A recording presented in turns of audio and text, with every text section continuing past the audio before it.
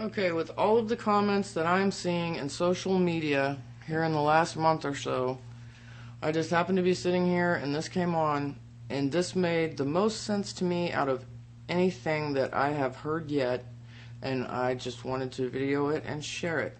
Listen, regardless of your feelings on the subject, from the beginning to the end. Just listen.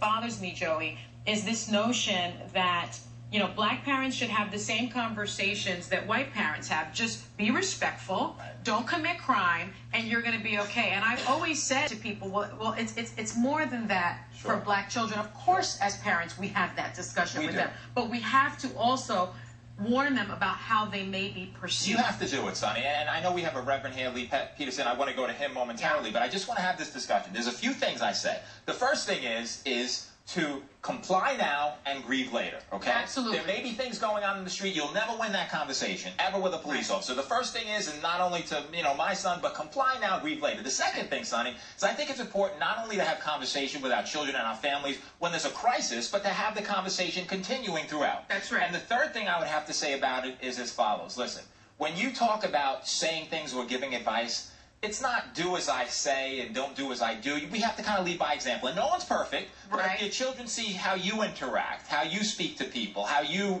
comport yourself, I think they take their cues from us. You're right. And I'm curious what our guests think, about this. Having had the discussion with your children. How about Larry Elder? I mean, he's an attorney, KABC radio talk show host out in L.A. I wonder, Larry, what do you think? Is this a conversation that you believe black parents must have with their children? I think that black parents should have a conversation, but it's a very different conversation from the one I'm hearing right now. In fact, according to the CDC, in the year 2012, 140 blacks were killed by cops. 386 whites were killed by cops. Over a recent 10-year period of time, about 2,000 whites were killed by cops. About half that number were killed, blacks were killed by cops.